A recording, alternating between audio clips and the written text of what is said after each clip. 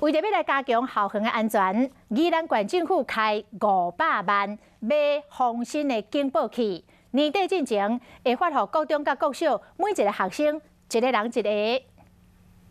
光头白日，学校内底竟然有贼仔，惊伫咧走廊落扫，搁惊去办公室偷摕人的物件，互民众感觉学校内底无安全。为了让家长和囡仔来学校这段路会当更加安心，宜兰县政府动用第2预备金500万，买31942个防身警报器，配给予县内各中小囡仔，希望年底进前会当紧送到位。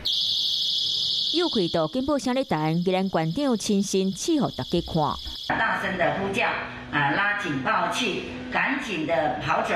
拄到危险的时阵，开关又开，紧走，大声喊救命来保护家己安全。